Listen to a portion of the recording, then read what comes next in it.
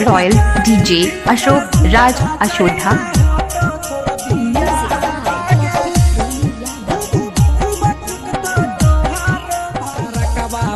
डरे बड़ा साथ हूँ गे छाउरी घूमो ही ना बाधा के बाजा करकवा वाला रॉयल डीजे अशोक राज अशोधा। घूमो ही कलकत्ता के बाजा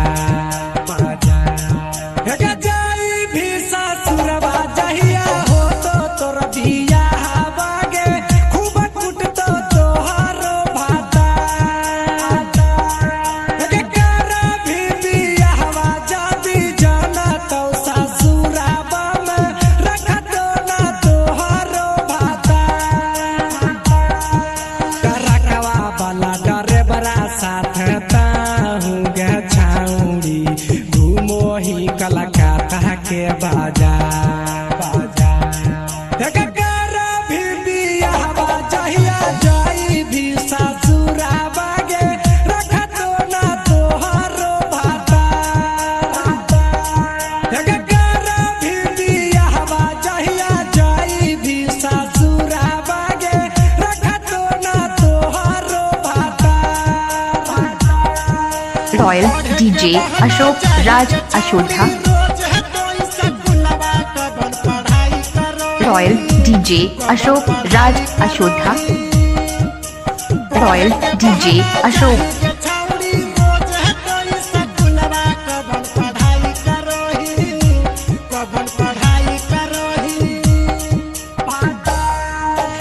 अगला सीट पपई ठीक हूँ गे छाउरी मरा बाबो ही गिया रबा रबा रॉयल डीजे अशोक राज अशोधा। हूँ गे छाउरी मरा बाबो ही गिया रबा रबा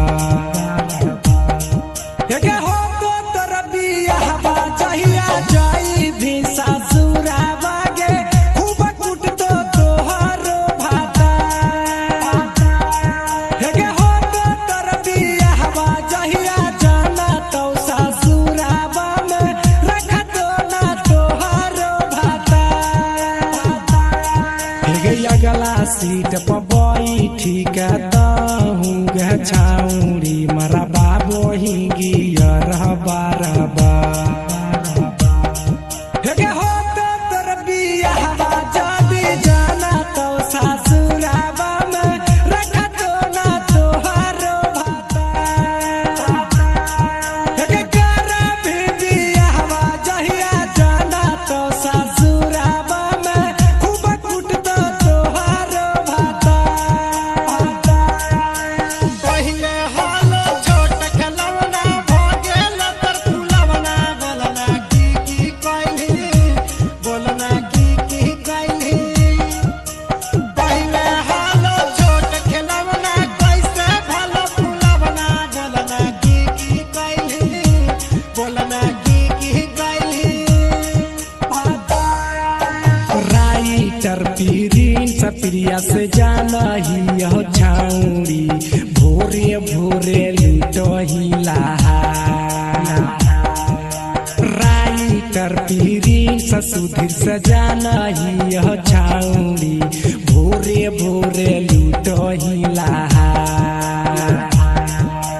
हो तो तोर बियाहवा जहिया जाई भी ससुराबा गे खूब कुटतो तोहारो भाता